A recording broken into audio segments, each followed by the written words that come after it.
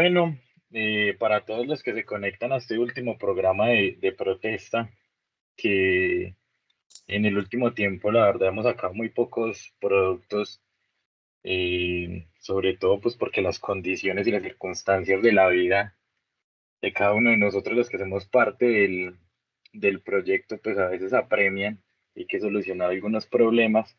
Sin embargo, queremos hacer un programa como de cierre del año, tratando de abordar un poco lo que fue este gobierno de Gustavo Petro en el 2024 y también un poco el contexto regional de cara a las elecciones, bueno, a las elecciones no, al posicionamiento de Maduro y lo que puede pasar con el mundo y María Corina con los intentos pues de un golpe en Venezuela. También de pronto hablar un poco de cómo avanzó la guerra de Ucrania y Rusia, y también lo que ha pasado en Palestina, cómo se ha venido abordando eso y qué conclusiones se pueden sacar. La idea es que pues, este programa sirva como de elemento para el análisis, también para sacar algunas conclusiones, porque el próximo año empiezan también las campañas electorales y pues la idea también es aportar algún material que sirva, que contribuya o que al menos de una perspectiva de la realidad y de las condiciones políticas del país. Entonces, para eso pues nos acompaña el profesor Leonardo Agudelo, él es docente del programa de Sociología de la Universidad de Caldas.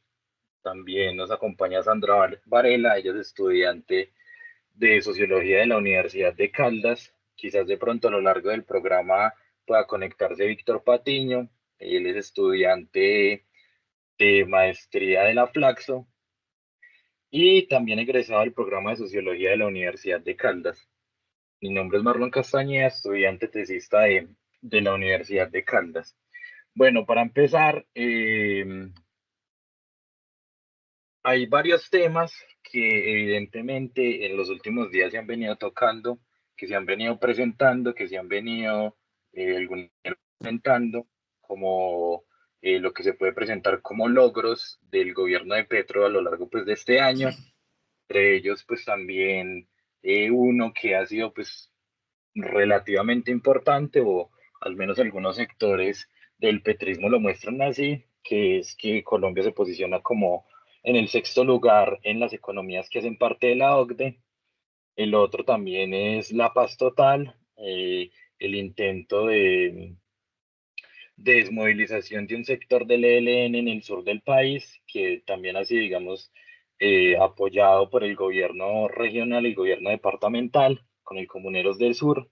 el- las mesas y la extensión también del cese al fuego con esto que llaman mal llaman el Estado Mayor Central, eh, con los comandantes John Mechas, Andrei y Calarcá, las diferencias y el avance de la operación militar en el Plateado y también mm, hablar un poco de lo que ha sido la paz total como tema central de este gobierno, que abarca casi que todas las decisiones que se han venido tomando, en el sentido de que ha sido la palabra o el concepto de paz, si es que si existe algún concepto, el que ha sustentado las decisiones que se han tomado en materia económica también, de alguna manera como para afrontar las políticas que quiere implementar el gobierno, y también, digamos, las reformas que se cayeron en el Congreso. Entonces, para empezar, le preguntaría a Sandra, pues esto es un tema que hemos venido abordando a lo largo del año, que ha sido importante y es la paz total. Le preguntaría a Sandra, ¿cuáles fueron los alcances de la paz total y si realmente la paz como proyecto, o al menos como el proyecto del gobierno de Gustavo Petro, ha tenido alguna influencia en la realidad colombiana, sobre todo pues en las regiones, y cómo esto ha influido también en la imagen que ha tenido el gobierno y como para completar ahí también el comentario, cómo entender también al gobierno de Gustavo Petro de cara a las elecciones del 2026 en las posibilidades de construir base social, y si ha construido base social, cuáles son los mecanismos a los que se ha remitido el gobierno, y si de alguna manera podemos decir que el petrismo en este momento puede tener una base social fuerte y un candidato fuerte para afrontar las elecciones del 2026. Bueno, pues primero que todo, buenas noches a todos los que nos están viendo y también para Marlon y para Leonardo. Y digamos que para introducir el tema central de lo que es el balance del gobierno Petro, habría que remitirnos a qué aspectos analizaríamos para dar este balance de lo que ha sido la gestión a, pues a lo que va de todo el gobierno a este punto del 2024. Digamos que en términos de reformas se ha dado un avance muy precario. La reforma que más avances ha tenido ha sido la pensional. Sin embargo, pues las demás reformas, la de salud, pensión, educación, ha tenido ciertos baches, sobre todo en lo que ha sido la actividad del Congreso, porque pues una base fundamental para lo que es el ejercicio del gobierno no se encuentra concentrada en el Congreso y esto representa una limitación en cuanto al desarrollo de estas políticas. Eh, ya introduciéndome al tema de la paz total, diría que pueden haber dos caras respecto a este análisis, que es la cara internacional, la estrategia que representa la política de la paz total para la cara de Colombia a nivel internacional y lo que representa a nivel local, o sea, en Colombia, el desarrollo de esta política. Pues primero, aclarar que es una política de Estado. Nosotros hicimos un programa acerca de la paz total, también analizamos esta política ya a nivel jurídico, la analizamos también a nivel sociológico y pues tendría que decir que es una estrategia muy importante de Colombia para la imagen internacional. Al pues existir una historia de guerra, de violencia, de armamiento fuerte en la historia colombiana, es importante y es una estrategia fundamental la aplicación de esta política. Sin embargo, cuando contrastamos a lo que se refiere la política a nivel nacional, sobre todo, digamos que con el mayor logro que se busca, que son los diálogos con el ELN, pues se presenta una incongruencia por pues, las cifras que también presenta el país a nivel de guerra, a nivel de violaciones a los derechos humanos y a nivel también de las violencias a nivel regional que han sido características de la historia colombiana. Hay algo que he advertido también en diversos momentos y es que la política de la paz o el discurso de la paz es mucho más un discurso idealista que un discurso fundamentado en la realidad del país, que si bien tiene pues estrategias que son fundamentales para el país, porque pues el país sí necesita estrategias para buscar la paz, primero hay que establecer una caracterización de cuál ha sido la violencia en el país y qué es lo que los grupos con los que se busca dialogar pues están exigiendo, porque tampoco puede haber una incongruencia y no se pueden cometer los mismos errores en otros diálogos de paz que se han cometido respecto a la incongruencia entre las necesidades o las ideas que tiene el gobierno frente a las exigencias de los grupos armados que también tienen carácter político. Eso por un lado. Y por el otro, creo que también la estrategia del gobierno ha sido en torno a la imagen que se pueda tener a nivel internacional, no solo desde la paz total, sino también con una cuestión muy fundamental y muy característica del gobierno, que es la lucha contra el calentamiento global o la lucha ambientalista, que es una bandera muy fuerte, pero que si revisamos las necesidades del país, que es un país con necesidades fundamentales en cuanto a la industrialización, en cuanto a la modernización en el sentido estricto de la palabra, que reproduzca también un valor agregado de lo que se produce en el país, pues hay ciertas incoherencias al expresar o al buscar esta lucha ambiental cuando las necesidades del país están exigiendo otra cosa. De manera general, diría que las propuestas del gobierno Petro, las políticas del gobierno Petro son mucho más discursivas que atendiendo a la necesidad de la realidad del país. Y eso va a tener cuestionamientos fundamentales a la hora de el panorama que se va a presentar en 2026. Se han presentado diversos nombres de los que podrían ser los candidatos, algunos funcionarios públicos, algunos parte de la política, Iván Velázquez, Gustavo Bolívar, Iván Cepeda, María José Pizarro, Wilson Arias, o quizá también Carolina Corcho, Clara López, pero por ahora no hay un nombre seguro de lo que va a ser la propuesta para lo que se llama el progresismo en el país, en el entendido también de que va a ser un candidato eh, lanzado por un partido único que reúna todas las fuerzas de la izquierda en el país y que pueda arrastrar masa social, que pueda arrastrar también una votación significativa para lo que va a ser la lucha con la derecha.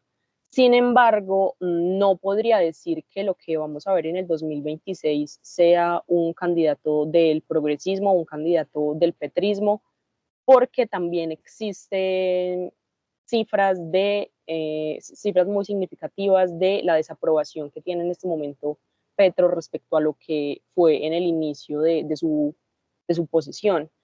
Diría que podría ser un candidato que pueda amenizar un poco las fuerzas políticas del país, que no se pueda contrastar entre la derecha o la izquierda, sino que pueda ser un candidato mucho más diplomático y que pueda o no darle continuidades a las reformas del país, pero también en el entendido de que una característica del gobierno Petro fue las masas sociales de los partidos conservadores o tradicionales en el país, liberal, conservador, cambio radical, y que es complejo que esto pueda cambiar para lo que va a ser el 2026.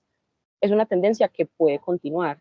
Y también en cuanto a avances en reformas, pienso que si ahora se han visto ciertas limitaciones en cuanto a lo que ha sido el avance de las mismas, va en el 2026 creo que va a también tener una interrupción significativa a estas reformas, no estableciéndose como políticas de Estado, sino como políticas del gobierno transitorias hasta 2026 y que no puedan dar los resultados esperados ante lo que fue la propuesta en la posición del 2026. Y yo por ahora dejaría ahí.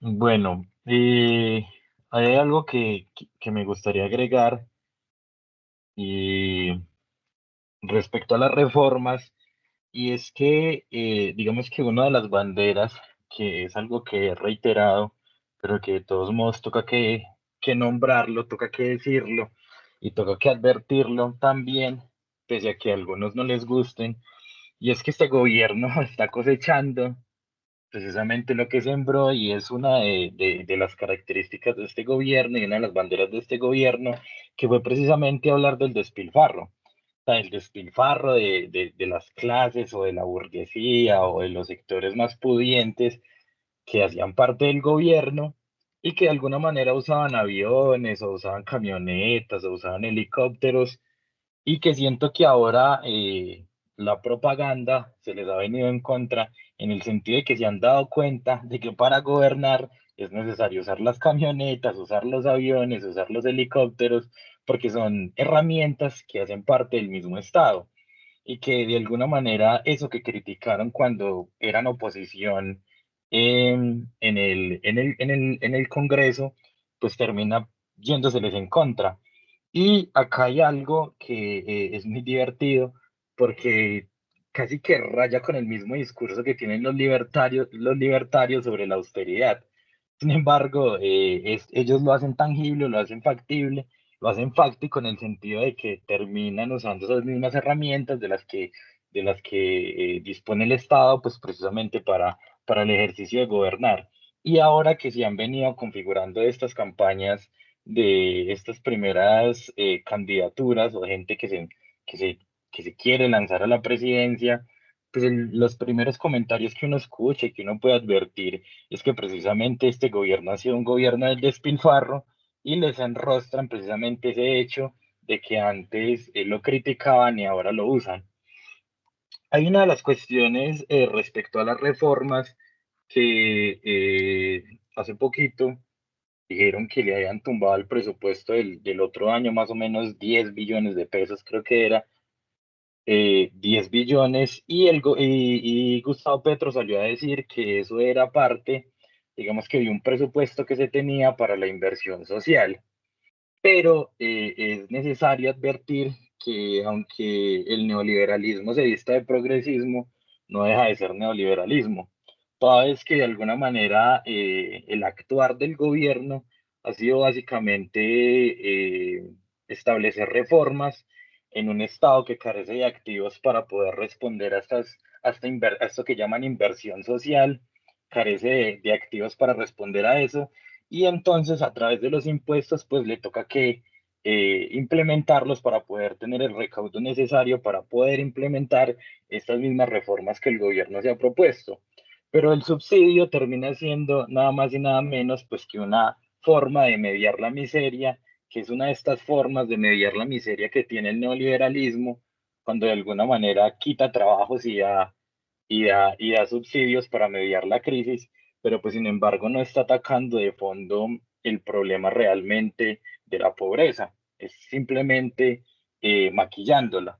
Entonces, pese a que a algunos sectores no les guste hablar de que el subsidio es claramente una herramienta del neoliberalismo, pues de alguna manera toca que aclarar eso, toda vez que es necesario decir que en términos del modelo que critica Gustavo Petro, pues poco o nada se ha transformado realmente en el país. Otra de las cuestiones que el gobierno ha propuesto también, que fue una de sus banderas, es la implementación del acuerdo de paz, que creo que de alguna manera todos los que han leído el acuerdo final para la paz que se hizo en 2016, uno de los puntos principales es la reforma agraria, o lo que llamaron la reforma rural integral. Reforma rural integral que de alguna manera no ha sido implementada, pese a que el gobierno fue uno de los defensores, antes de ser gobierno, del proceso de paz. Y que aunque a través de las AE se le quiten algunas tierras y algunas propiedades a los narcos, no quiere decir que entregar 2.000 hectáreas de un país que tiene millones y millones de hectáreas, sobre todo en unos lugares donde la tierra es más productiva, es más fértil, perdón, y está siendo improductiva, esos lugares no los está tocando el gobierno, sino que está tocando propiedades aisladas por allá para dársela a los campesinos, pero que finalmente no termina siendo una reforma agraria, toda vez que la reforma agraria está necesariamente debe estar ligada a la transformación del modelo económico, pues porque es a través de la tierra como factor primario, como factor fundamental para la producción, que es donde se basa el modelo económico. Entonces, toda vez que no hay transformaciones en términos de la propiedad y la estructura de la tierra en Colombia, pues tampoco hay transformaciones en el modelo económico. Y al no haber transformaciones en el modelo económico, lo único que puede hacer el gobierno es mediar la crisis.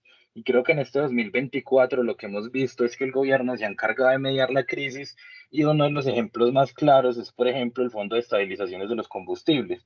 Lo único que hace el gobierno es encontrar una crisis que es producto del mismo neoliberalismo, pero que algunos lo aceptan y dicen sí es necesario hacerlo porque Petro lo dice, porque el gobierno de Duque lo dejó, pero pues sin embargo ese no es el argumento para seguir ahondando el mismo neoliberalismo en el país, toda vez que Petro ha sido uno de los personajes de la política colombiana que más duro ha sido respecto al modelo económico.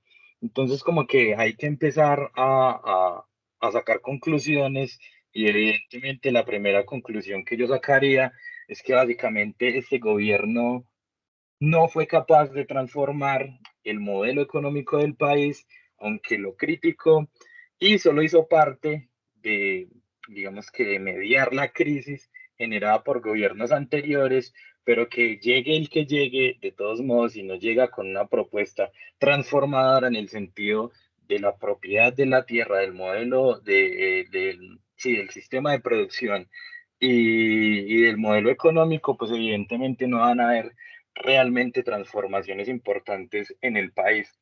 Entonces creo que la primera conclusión que yo sacaría y la gran conclusión de estos 2 años y este último año que corre el gobierno de Gustavo Petro es que básicamente sigue el neoliberalismo, que se vista con la cara del progresismo no lo hace menos neoliberal, pero que es necesario advertirlo y que evidentemente pues tampoco esperamos de Gustavo Petro la revolución o un tipo supremamente revolucionario, toda vez que se formó en el M-19, en una guerrilla con un carácter liberal, que nunca tuvo pretensiones de poder y que en ese mismo sentido, pues el gobierno de Gustavo Petro ha demostrado, digamos que su formación y digamos que se ha objetivado en las mismas acciones que ha tomado el gobierno. Sandra pide la palabra, no sé si quiere agregar algo ahí. Sí, sería como un último comentario que puede servir también para conclusión y para enlazar a lo que va a ser de pronto el escenario para el 2026. Y es que la izquierda también ha jugado un poco a buscar un culpable en un escenario en donde en realidad no hay un culpable en realidad. Gustavo Petro tiene también un carácter muy victimizante al no asumir sus propias responsabilidades y siempre direccionar la responsabilidad a lo que es la derecha o a la falta de gobernabilidad que le pueden ofertar o no las fuerzas de la derecha. Sin embargo, habría que preguntarnos si en realidad el verdadero enemigo es la derecha o la misma izquierda neoliberal y progresista que está dentro del gobierno de Gustavo Petro, que es incluso Gustavo Petro la muestra o el modelo de esta izquierda neoliberal. Y es que también en su ejercicio de gobierno muchas trabas o de los pocos avances que se han tenido han sido debido a el cambio en sus funcionarios públicos o en su gabinete o alrededor de todas las personas que pueden trabajar con él por diversos factores, por escándalos, por renuncias, que desconocemos su, su razón de ser. Sin embargo, sí hay una poca organización, hay un carácter no disciplinado de lo que es también la organización del gobierno y de la realización de estas políticas que deben enfrentarse y que deben estudiarse si se quiere plantear también un candidato para el 2026. Y habría que preguntarnos también si la propuesta del partido único o el partido unitario se va a ejecutar en el entendido de que muchos partidos o muchos movimientos de lo que es el progresismo en el país no van a renunciar a su carácter jurídico como partido por afincarse en un proyecto de un candidato único para el progresismo. Es decir, hay una lucha de fuerzas, hay una lucha de poderes y hay un marco también jurídico que hay que analizar a la hora de presentar esta propuesta del partido único. Si eso no se ejecuta, con las pocas probabilidades que tiene la izquierda de volver a gobernar, o el progresismo de poder gobernar en el 2026, pues veríamos de nuevo un escenario tornado hacia la centro derecha para el 2026. Sin embargo, sí es importante y es un carácter que no tienen los líderes de izquierda en este país y es el de asumir sus propias responsabilidades en el ejercicio de la gobernanza, del gobierno. Y el no ver enemigos donde no existen, porque claramente son fuerzas que pueden ser opuestas, pero que en algún punto convergen en su carácter neoliberal, sino que también el carácter de los funcionarios, de las personas que hacen parte del gabinete, da cuenta de cuál es el balance y cuál es el proceso real de lo que ha sido el gobierno. Bueno, ya para darle la palabra a Leonardo, quiero agregar algo que menciona Sandra y es precisamente esto del carácter de la víctima. Yo haría una pregunta y de pronto puede sonar un tanto fuerte, pero pues de todos modos en política es necesario también a veces advertir las cuestiones y no sé quién tiene más el error, si el que confía en un traidor o el traidor por asumir su condición. Petro cuando asume el gobierno cree, porque siento que es así, porque pienso que es así, cree como acto de fe que realmente la derecha que se le unió del Partido Conservador y parte del Partido Liberal iba a gobernar con él los 4 años, pero simplemente es una jugada como en la política de la democracia representativa, se hace para después en estas elecciones decir, cobrárselas y decirle que evidentemente ellos tuvieron la disposición de ayudarlo a negociar, de ayudarlo a hacer una transición, de ejecutar las transformaciones que se tenían que hacer en el país, pero que evidentemente el ego mismo de Gustavo Petro se lo impidió. Entonces, no sé si es necesario tener dos dedos de frente como para advertir esa situación y después a través de Twitter, porque siento que Petro gobierna a través de Twitter, desmentir y desmentir todo el tiempo, de alguna manera, las posiciones que sacan también los partidos, las diferencias que establecen los partidos y este carácter de la víctima que me parece preocupante porque es una izquierda que carece de un espíritu transformador, porque es este carácter de la víctima que tiene una actitud lastimera, esperando siempre que le den algo, que le llegue algo y no ganarse algo por sus propios medios. Me parece supremamente preocupante, no solo porque haga parte del gobierno, sino también porque siento que dentro de la base social hay una actitud también de ese carácter, que viene del gobierno, pero que también se representa en la base social, que es esperar a ver qué sucede, esperar a ver si de pronto pasa algo. El problema son nosotros no nos equivocamos, nosotros simplemente somos unos afectados de las decisiones que toman otros que han asumido el poder en el país. Y siento que de alguna manera el llamado es precisamente asumir las condiciones de la política, y en ese asumir las condiciones de la política implica que hay que tomar una posición, y tomar una posición implica también saber que lo que está en juego es el poder, y el poder no se otorga, el poder se debe ganar. ¿Cuáles son los instrumentos? Pues no sé, eso será discusión para después, pero pues el hecho de que este gobierno haga parte de este carácter de víctima, de esta víctima lastimera, que pesar, que lástima, que vea como nos atacan, como el estudiante que sale y de pronto le pegan un perdigonazo el ESMAD y dice, uff, me pegó el ESMAD, pero no sabe que esas son las consecuencias mismas de asumir salir a la calle. Pues me parece bastante lamentable que el gobierno se queje de que no lo dejen gobernar, valga la redundancia, pero pues evidentemente esas eran las condiciones que se sabían, lo sabía la gente, no sé si el gobierno lo sabía, parece que no, pero pues que evidentemente no han contribuido a que hayan transformaciones realmente importantes en el país. Y eso parte del hecho de que siento que de alguna manera pienso, perdón, que los análisis que se han hecho de la realidad política del país de parte de la gente que rodea el gobierno de Gustavo Petro han sido bastante precarios, o han sido simplemente, ¿cómo se dicen?, coyunturales. Y la cuestión de la coyuntura es que deja escapar realmente las determinaciones del movimiento mismo de los fenómenos y de la realidad misma. Entonces, si se está respondiendo a las coyunturas, pues evidentemente no se va a poder responder a ese futuro o a ese proyecto que se pretende plantear desde el gobierno.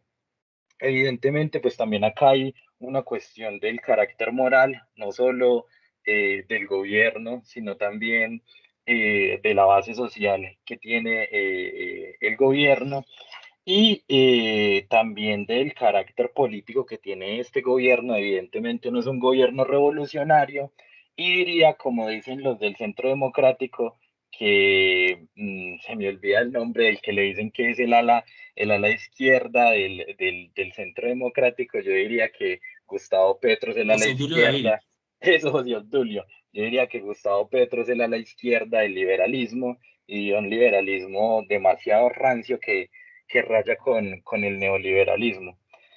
Quisiera preguntarle a Leo, pues en este mismo orden de cosas, este papel de la OCDE, en algún momento Petro como congresista, como senador, aceptó o votó favorable para que el gobierno, perdón, para que Colombia, el Estado colombiano, hiciera parte de la OCDE. Y entonces uno de los logros que sacan ahora es que Colombia se posiciona, creo que de sexto en las economías que hacen parte de la OCDE.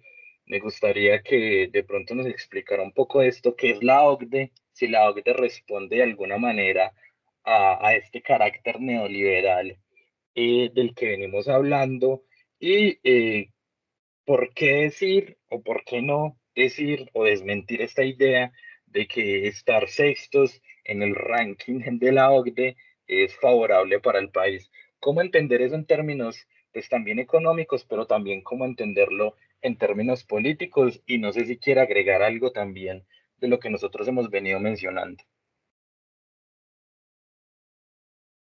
Bueno, buenas noches a todos.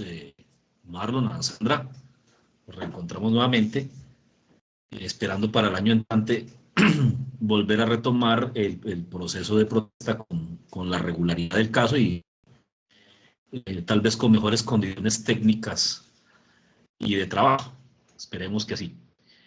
Mire, la OCDE es la Organización para la Cooperación del Desarrollo Económico. Esto se desarrolla en los años 60, iniciativa de Estados Unidos, y lo que se iba a ir configurando después, primero como la Comunidad Económica Europea y después lo que terminaría siendo la Unión Europea. En términos generales, y voy a sonar un tanto grosero, la OCDE es neoliberalismo claro y raspado. De entrada, porque esta cosa se crea con una verticalidad establecida, donde hay unos países, unas potencias, Estados Unidos, Canadá y las potencias europeas, les definen sobre tres ejes fundamentales para el resto del mundo, en el contexto de la Guerra Fría, que es cuando surge para lo que ellos llamaban el mundo libre, básicamente el mundo occidental capitalista, en donde los tres ejes giraban sobre el desarrollo económico, desarrollo del capitalismo en términos económicos, una cosa que era fundamental, el desarrollo de la educación, y ya después de los años 70, cuando entra todo el debate frente al medio ambiente, los temas medioambientales, ¿sí? Esto, pues nuevamente, esto está jerarquizado. Hay una política que se establece, unas directrices que se establecen desde las grandes potencias, que ellos mirarán si las toman o no, pero que son de obligatorio cumplimiento para aquellos países que no son potencias, pero que se van a suscribir a los convenios de la OCDE. ¿Cuál es el atractivo de la OCDE para estos países, incluyendo Colombia? Pues dinero, ¿sí? Porque el poder cumplir con los lineamientos que plantea la OCDE va a facilitar que países como Colombia pudieran acceder a créditos del Banco Mundial, del Fondo Monetario, o a créditos intergubernamentales, o apoyo financiero, o incluso a donaciones y una cantidad de aportes para los distintos planes y programas que la OCDE va a crear. Entre esas, la financiación de becas de estudio para pregrado y posgrado, la cualificación, pues esto tiene una lógica neoliberal, nuevamente la cualificación de la fuerza de trabajo en estos países satélite para que estén en función de las necesidades del capital en la medida en que se va a ir moviendo desde los años 60 a lo que vamos del siglo XXI. ¿Sí? Eh, allí, por ejemplo, se va a dar una cosa que sería bueno, pues ustedes que están estudiando y tal vez los estudiantes que vayan a ver esto se interesen.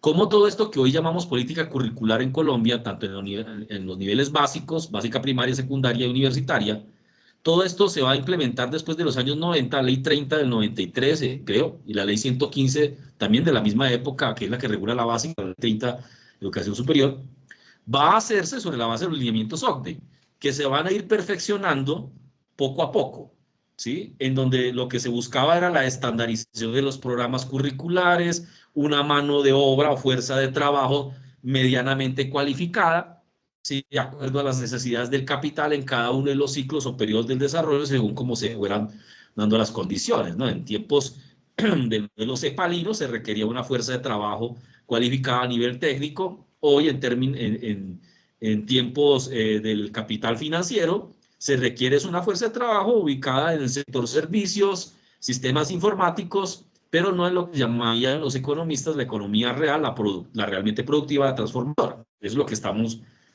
viendo, y los programas de estudio todo se ha regido frente a eso. Cuando un país de estos logra cumplir con las metas OCDE, pues hay plata, ¿cierto? Esa plata llega a los estados para financiar los mismos programas que la OCDE implementa. Entonces esto termina siendo una cosa supremamente desastrosa, que al suscribir estos acuerdos, al someterse a los lineamientos de este tipo de instituciones que sean jerarquizados, que responden a los intereses de las grandes potencias, países miserables como este, Colombia es un país miserable, termina entregando, si es que lo tenía, incluso la soberanía frente a la administración, frente a la planeación, frente al ordenamiento, frente a la orientación política de cualquiera de los ejes que van a caer bajo la influencia de los términos de la OCDE. Entre esas, la educación, que es uno de los ejes más importantes para el desarrollo de cualquier sociedad, ¿sí? Lo mismo que la política económica.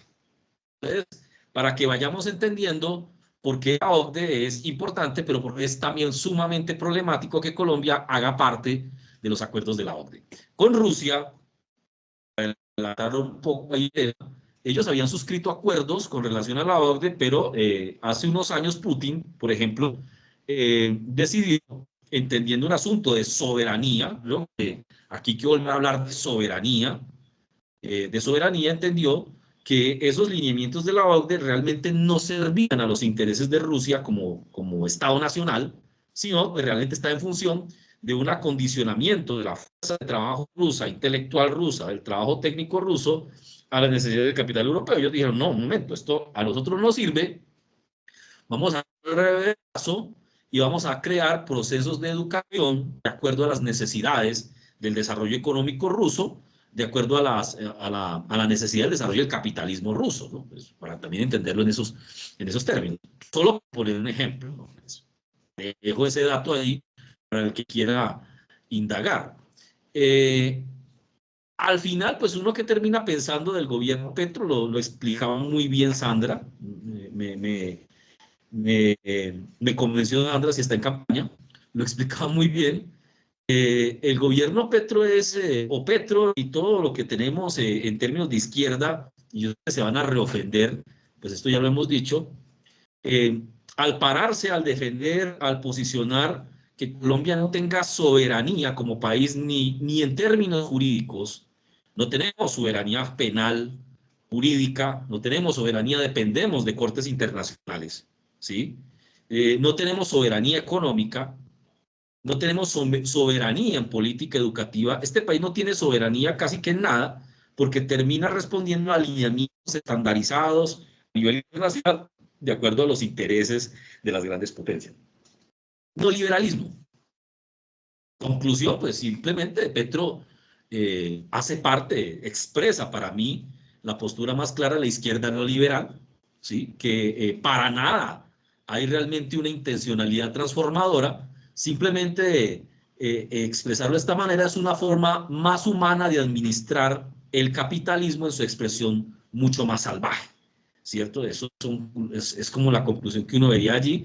Y habría que mirar un poco más de fondo esa relación de Colombia con todos estos entes internacionales, ¿sí? El hecho de que tengamos que resolver nuestros propios problemas jurídicos apelando a cortes internacionales quiere decir que tenemos un Estado profundamente débil, incapaz de garantizar la soberanía jurídica.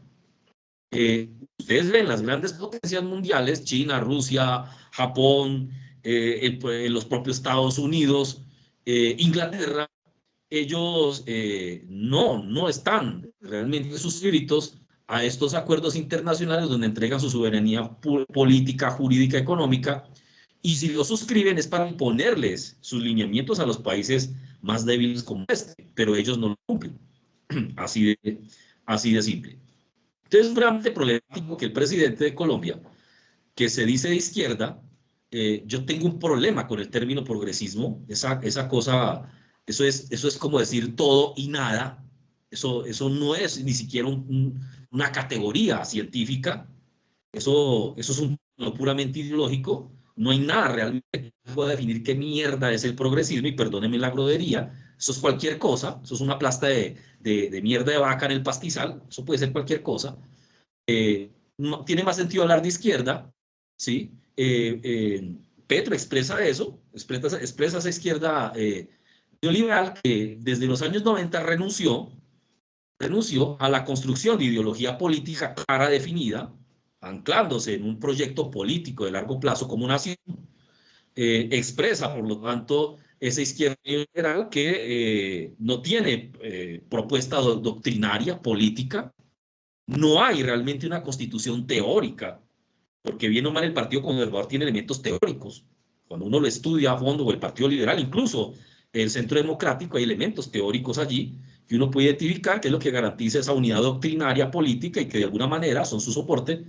Esto en la izquierda neoliberal se vuelve una cosa bastante gaseosa, vacía, ¿cierto?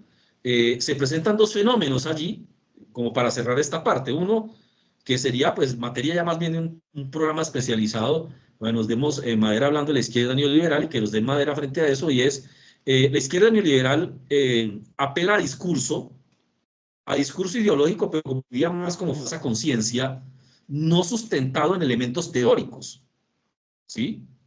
Entre esos, parte del discurso es el tema de la renuncia a proyectos políticos de carácter colectivo, general, nacional, ¿sí? Fundamentado en el reconocimiento, en el conocimiento de las condiciones concretas, históricas de la sociedad, sino simplemente a discursos que apelan a elementos utópicos de ensoñación, a pareceres, a percepciones, pero que realmente no tienen asiento o posibilidad histórica, más cercano al anarquismo, ¿sí?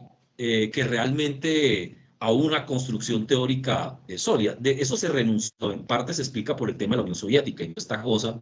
Algunos los llevó al desespero, al desencantamiento y terminaron cayendo en esto.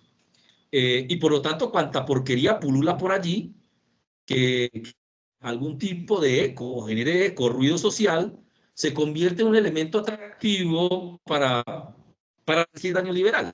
Entonces, la izquierda neoliberal asume las banderas del medio ambiente, pero demasiado de contenido político, porque una cosa es que yo defienda el medio ambiente desde el capitalismo, que es el que genera los problemas del medio ambiente, y otra cosa es hablar del medio ambiente desde el comunismo o desde el socialismo, del socialismo como lo entendió Engels, Marx o Lenin, no del socialismo liberal, que es lo que pulula, ¿no? Eso lo pone a una perspectiva histórica distinta. Hablar del feminismo, pero ¿de cuál feminismo? El feminismo burgués es el que impera, y en esto pues seguramente me van a censurar, yo no sé, ¿sí? O del feminismo proletario, que es aquel feminismo de origen realmente que surge a mediados del siglo XIX, que no planteaba la guerra de sexos, que es como lo que se ha impuesto hoy, que realmente planteaba condiciones de igualdad jurídico-política y económica de la mujer frente al hombre, de acuerdo a aquella máxima, a cada quien según sus capacidades, a cada quien según sus necesidades, ¿cierto? Partiendo de la propia desigualdad histórico-natural entre hombres y mujeres. Eso son posturas distintas, ¿no? El tema de las identidades, etcétera. Entonces es una izquierda que cae en el oportunismo, más bien, ¿sí? Apropiándose de, sin ninguna crítica, sin ningún elemento de juicio, sin ningún tamiz teórico, de estos discursos que terminan siendo esos discursos carentes de contenido, carentes de cientificidad, de historia, profundamente fragmentarios, sectorizantes, que no cohesionan a la sociedad en proyectos o en grandes apuestas comunes, sino que cada quien va por su subjetividad, por su propio interés puramente particular, como lo describiría Alan Turing en su famoso libro de los movimientos sociales. Nadie mejor que un sociólogo neoliberal para explicar los movimientos sociales como producto, además, ideológico del neoliberalismo, ¿cierto? Tenía que ser francés Alan Turing, con el perdón de quienes lo miran. En todo caso, es eso, y esto lo expresa el gobierno. Un colchón de retazos, un poco de gente entre oportunismo, incluyendo el oportunismo de género, ¿sí? Entre oportunismo frente a reivindicaciones que se quedan solamente en la defensa de esa reivindicación particular, una lucha puramente sectorizada, pero que no tiene espíritu nacional. No hay construcción de nación.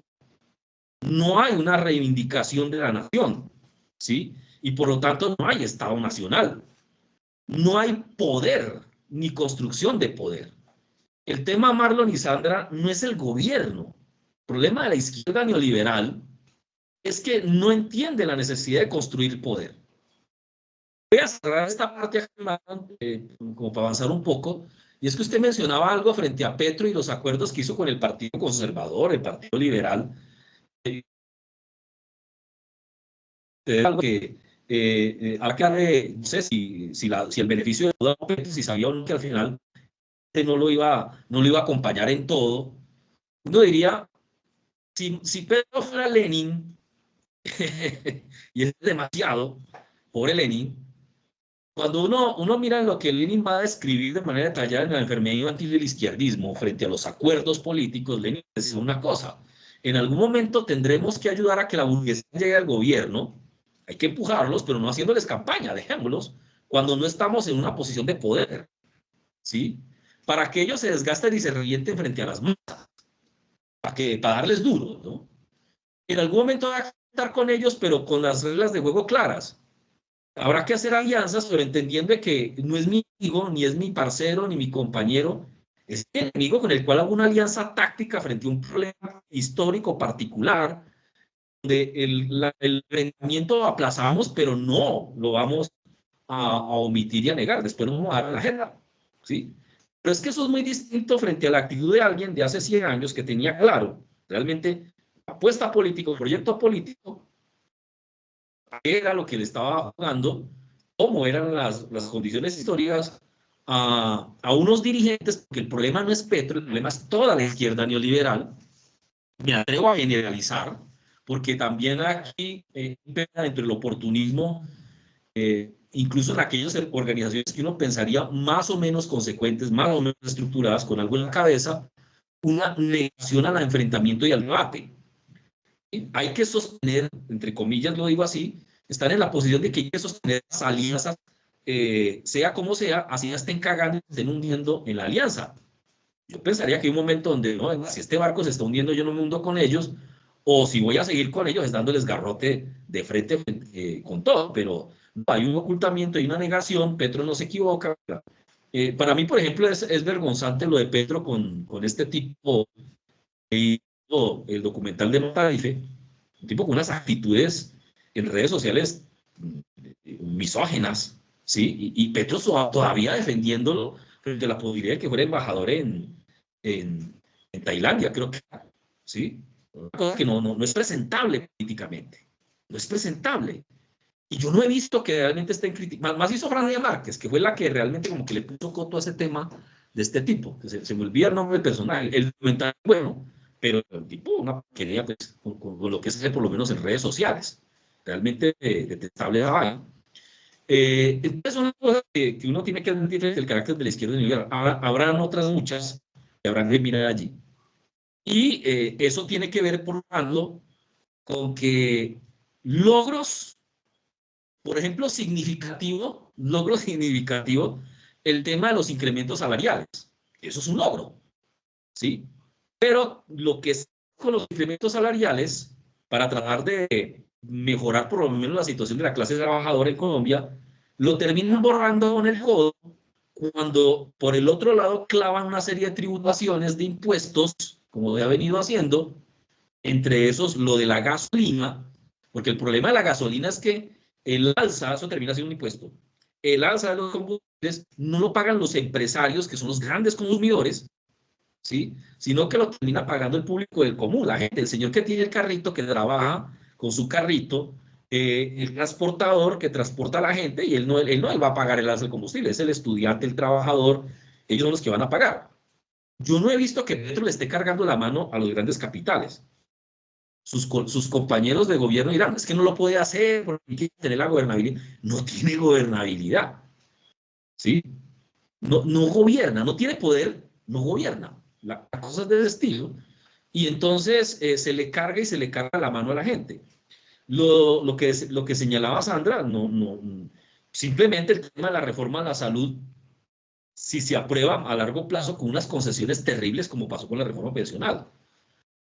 Yo como trabajador me veo afectado, totalmente en desacuerdo con la reforma pensional, Primero porque el tema de las pensiones para los viejitos que no se pudieron jubilar no se resuelve dándoles esa limosna, eso es una limosna, ese subsidio, como dice Marlon, de 500.000 pesos, no les va a resolver el problema del hambre ni la pobreza, ¿sí? Eso no va a resolver el problema.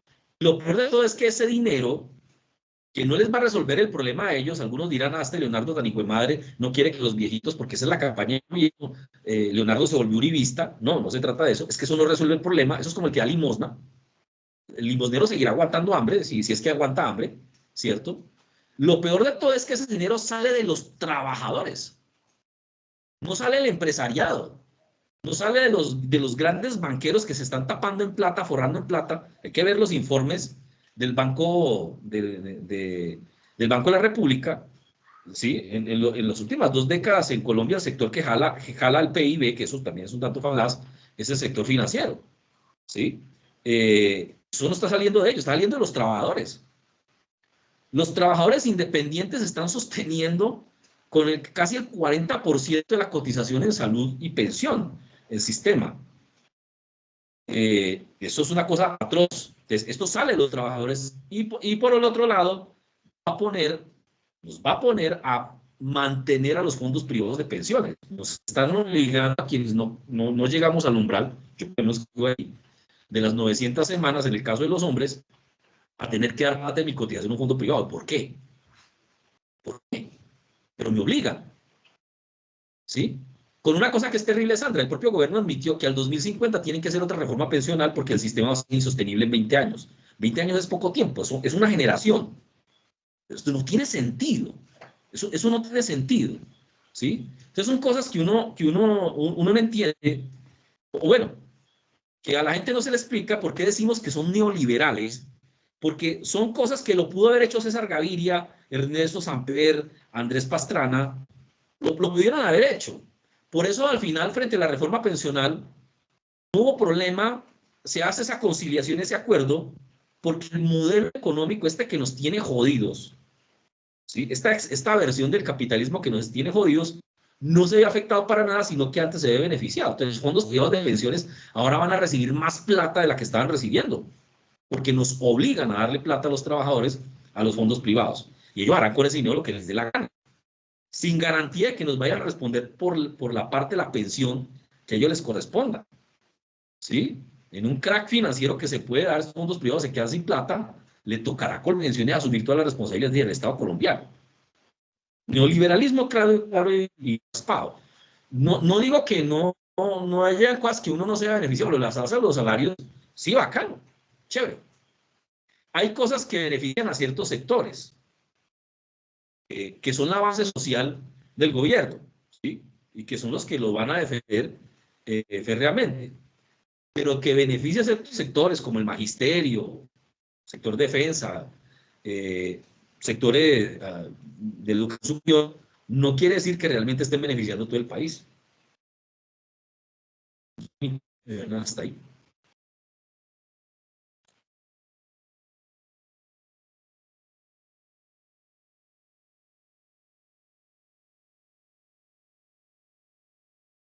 Marlon, no Placer es apagado, no le total. escuchamos.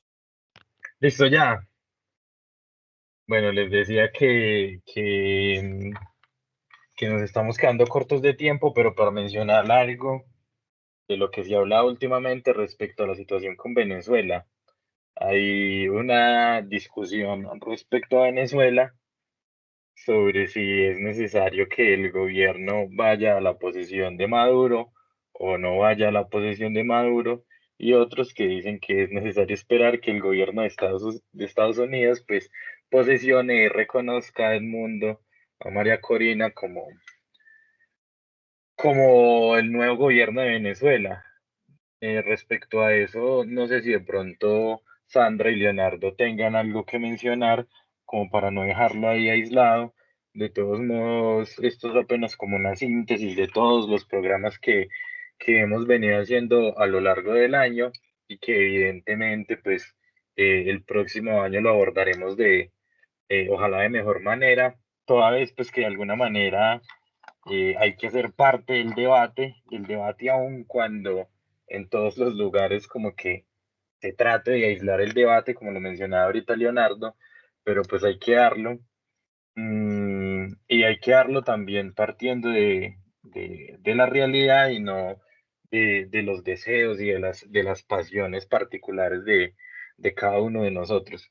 Entonces no sé si de pronto Leonardo quiera decir algo respecto a lo que va a pasar el 10 de enero, no como un pitonizo, sino respecto a la posición misma del gobierno, qué posición debe asumir también el gobierno respecto a la revolución bolivariana y cómo entender esto también en el marco de que parte o un sector de la revolución bolivariana, del chavismo y de la gente en Venezuela, pues también tiene algunas relaciones con diferentes grupos político-militares, no sé si políticos tanto, pero sí tienen alguna influencia en sectores de los grupos armados en Colombia.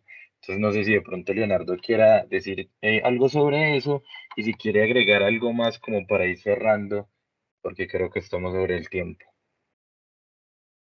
Sí, bueno, una cosa y es que de todos modos dejó algo en claro, es más deseable el gobierno de Petro que el del fallecido ingeniero Hernández, porque hubiera sido peor, ¿no? Hay una cosa que en términos políticos hay que valorar, que fue la misma discusión que dimos en su momento con el gobierno Santos. Si bien no se van a resolver, tal vez se van a agudizar los problemas del país, por lo menos permitió estos gobiernos así, eh, liberaloides, permiten escenarios de discusión y tal vez de organización si hay cabeza para hacerlo. El problema es que la izquierda neoliberal parece que no tiene cabeza para hacerlo, pero bueno, por lo menos permite este tipo de escenarios que en gobiernos mucho más extremos de derecha, como el de Uribe, es mucho más complicado. Entonces, ahí hay un avance, tal vez. Por lo menos tal vez podamos decir en 2 años se pudo avanzar en que se dio el debate y tal vez esto decante en cosas un poco más sólidas. Eso es un avance en términos cualitativos y es algo que permite este gobierno. No porque sea su voluntad, sino porque pues, permite que las condiciones se den. Eso como para dejarlo allí.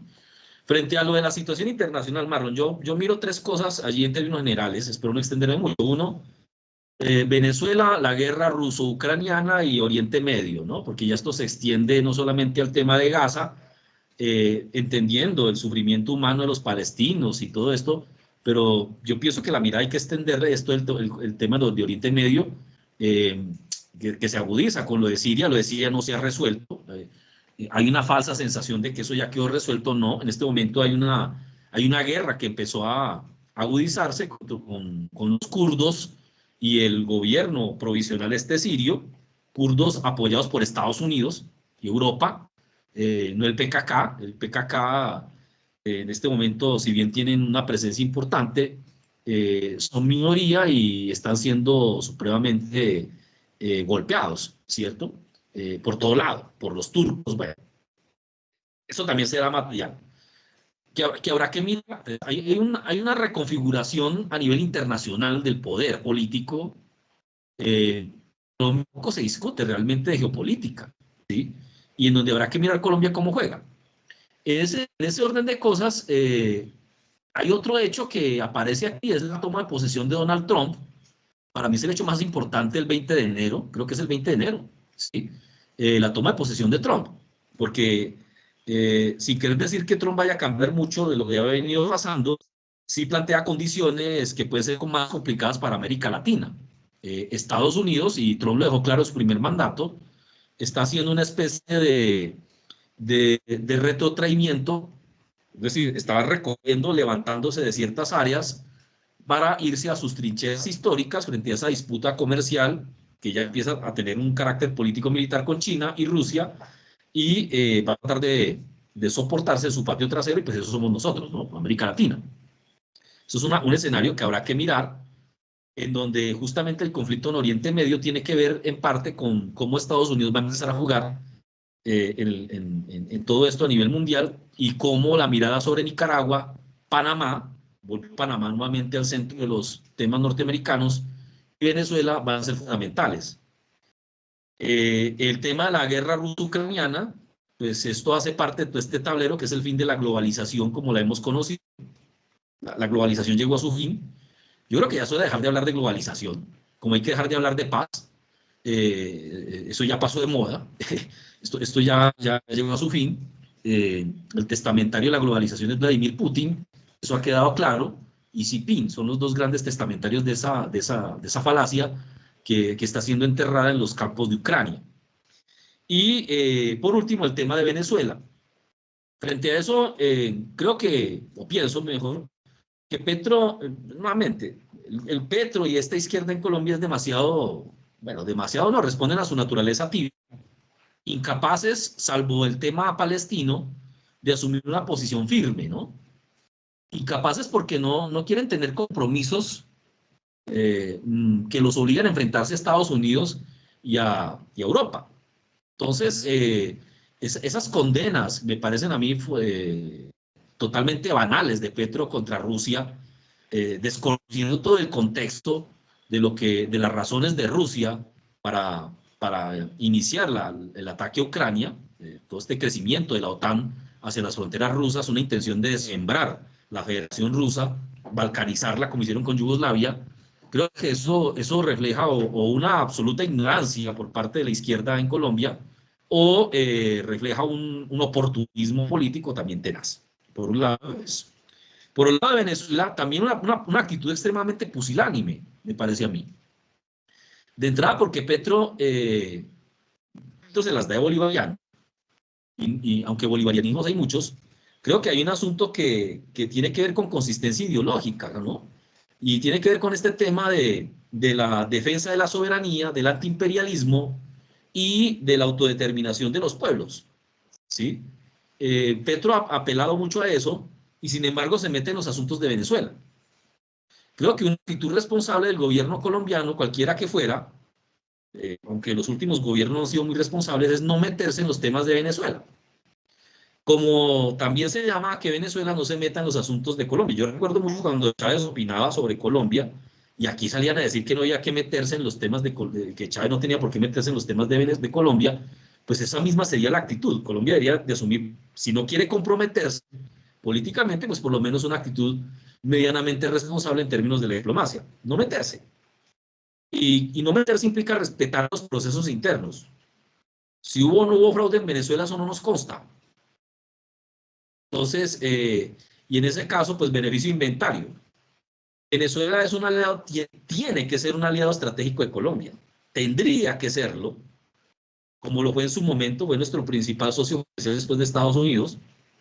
Tendría que serlo y no tendríamos que mantener estas relaciones tirantes independientemente si nos gusta o no el régimen de gobierno de Venezuela. ¿Sí? Por una razón sencilla. Es el país con las mayores reservas certificadas de petróleo del mundo.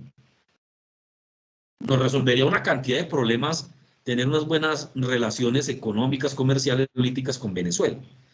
Y yo dejaría eso hasta allí, porque el tema de la relación Colombia-Venezuela daría para otro programa, ¿sí? Por una cosa mucho más extensa, incluso en términos estratégicos.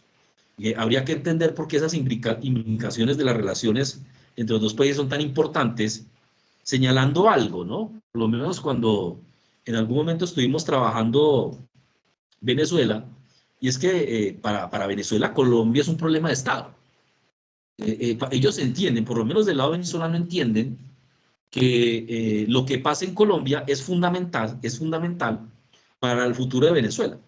¿Sí? Un asunto geopolítico, estratégico, histórico, cultural, que se reafirmó con el tema de la migración venezolana, pero por el lado colombiano parece que eso no se entiende. Nosotros no tenemos centros de estudios venezolanos, nosotros tendríamos que tener constantemente esa mirada hacia Venezuela, no lo tenemos realmente con nada. Este país es de una endogamia y de una miopía, de un parroquialismo tenaz, ¿sí? En donde no miramos ni siquiera a los vecinos, no miramos Venezuela, Brasil, que es supremamente importante, no tenemos estudios sobre Ecuador y Perú. Por esa segmentación o fragmentación de las cosas y de las miradas que tenemos en este país. Yo pensaría eso.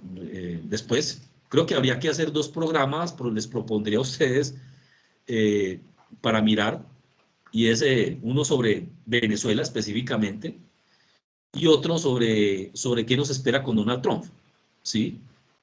Porque va a ser complicado, va a ser complicado entre la fanfarronería, que Trump también es muy fanfarrón y mucho lo que dice no lo va a hacer, pero también habrán cosas que sí va a hacer y que van a tener consecuencias para Colombia, ¿no?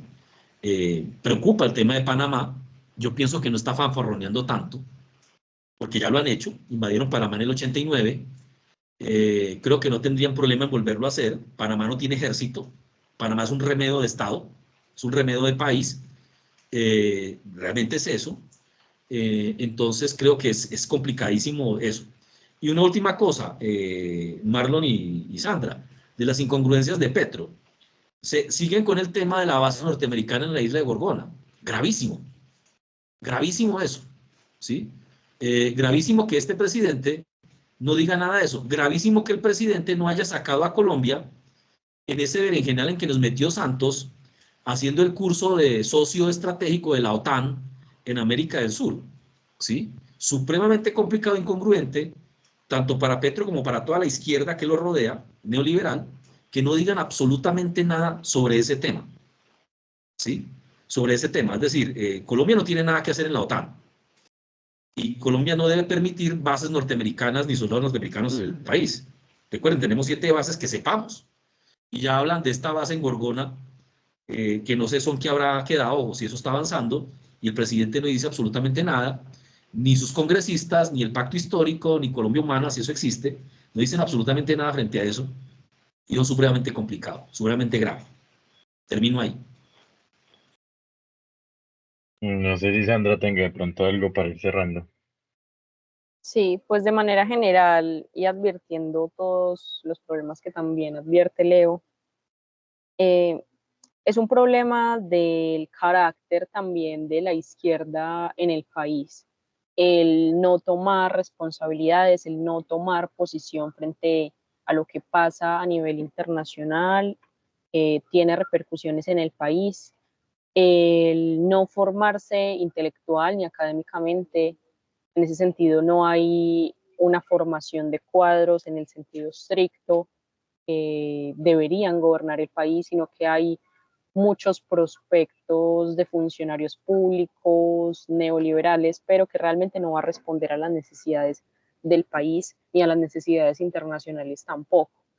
No hay un entendimiento del carácter de los problemas esenciales de la guerra en el país, de las necesidades fundamentales de la sociedad, y en ese sentido diríamos que la derecha sigue ganando terreno mientras lo que se puede llamar izquierda lo va perdiendo y se va a ver profundizado en el 2026. Y también un último comentario que me gustaría hacer es que una, una fuente muy importante de avances en términos económicos, políticos, jurídicos en el país es la burguesía. La burguesía entendida en el sentido de la toma del poder en el país en diferentes sectores. Pero la burguesía nacional, no, la burguesía colombiana es una burguesía que no tiene un carácter soberano y en ese sentido tampoco va a responder a las necesidades del país, sino que siempre va a servir a intereses externos. Y ese podría ser también una conclusión de lo que vamos a ver en el 2026, que si va a llegar un gobierno probablemente que represente a sectores de la burguesía, vamos a ver un gobierno no que represente los intereses o las necesidades del pueblo colombiano, sino que siga respondiendo a intereses internacionales, y eso pues más que nunca va a responder a las necesidades del neoliberalismo que vemos profundizado hoy en el país. Bueno, Marlon, sí, quiero agregar una cosita que pues, se caer en cuenta, justamente con lo que se viene. El año entrante es un año preelectoral, mañana. pero ya se irán acomodando las fichas. Mañana, pasado mañana, para las elecciones, Lo que ¿cierto? empieza a pasar mañana. Eh, sí. Y es que no se ve que realmente, como lo dice Sandra, dentro de este frente de organizaciones que componen la izquierda neoliberal colombiana que está apoyando a Petro, no se ve un liderazgo capaz de aglutinarla primero, porque el problema es primero aglutinarla. No hay un proyecto realmente que lo aglutine más allá de, de la confluencia de sus necesidades en una coche de retazos que llaman programa, ¿sí? Petro no tiene esa capacidad, creo que ha demostrado que no tiene esa capacidad realmente de unificar. Y aquí hay una serie de jugadores que hay que tener en cuenta. Yo pensaría que aquí lo que se va a apostar, como lo dice Sandra, es a una especie de negociación entre esta izquierda y sectores de la centroderecha ligadas al santismo, posiblemente Roy Barreras, posiblemente, ¿sí? Para llegar a algún tipo de acuerdo e ir en un frente común muy complicado, contra los sectores más duros, liderados por el Partido Conservador y el Centro Democrático y un sector del Partido Liberal, ¿sí? El Partido Liberal está partido, está fragmentado, eh, pero que tienen primero la maquinaria política, tienen dinero, y hay que decirlo, Sandra, tienen el control de muchas de las instituciones del Estado. Uno de los problemas del gobierno de Petro, esto se me olvidó decirlo, es que no controla buena parte de las instituciones del Estado, ¿sí? Este gobierno se ha encontrado con una parálisis institucional, parálisis de funcionarios, producto de 30 años de neoliberalismo que no han querido, de neoliberalismo, perdón, de 20 años de uribismo que no han querido, no han cedido y no van a ceder, y son funcionarios de plata, etcétera, que simplemente han torpedeado lo poco bueno e interesante que haya por hacer allí. Entonces, y controlan esto. La gente de la política que se alimenta de la política del subsidio, Marlon, eso es un tema para mirar. El clientelismo vive del subsidio y un flaco servicio le presta a la izquierda al abogar por subsidios, cuando esto se va a utilizar como mecanismo de movilización social en procesos electorales, o se ha utilizado históricamente. Entonces allí la cosa se ve como en ese escenario, ¿no? Una posible coalición. Yo pensaría que la posición más favorable de esta izquierda es tratar en lo posible de aumentar su votación y su presencia electoral a nivel regional y a nivel de Senado y Cámara. No para hacer mayorías, porque es muy difícil que lo hagan, pero sí para ser considerados como una fuerza de peso que obligue al gobierno que llegue, de derecha o de lo que sea, a tenerlos en cuenta por lo menos para negociar alguna cosa. De lo contrario, terminará diluyéndose como se diluyó el Frente Social y Político, como se diluyó el Polo Democrático y todos estos intentos de estas fuerzas de hacer frente. De hacer frente. Termino ahí, ya, mi participación por ahí. Listo. No, muchas gracias a Leo y muchas gracias a Sandra. Excusar al compañero Víctor que se quedó atrapado en un vendaval. Yo diría dos cosas. Una cosa es tener un programa de gobierno. Un programa de gobierno, cualquiera puede gobernar, solo tenga la plata para llegar al gobierno.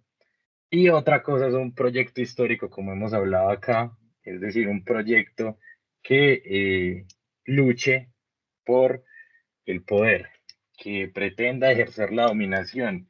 Son dos cosas completamente diferentes. Evidentemente, pues parte del progresismo, como dice Leo, si existe algo que se le pueda llamar progresismo, nos va a decir que tenemos una perspectiva demasiado fatalista de las condiciones del país.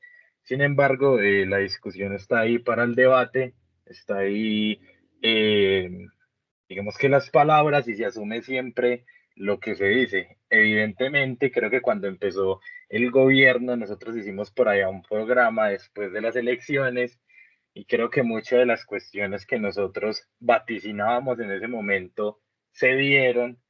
Entonces, pues también los hechos son los que muestran y dan cuenta de alguna manera si lo que se dice y lo que decimos realmente tiene alguna veracidad.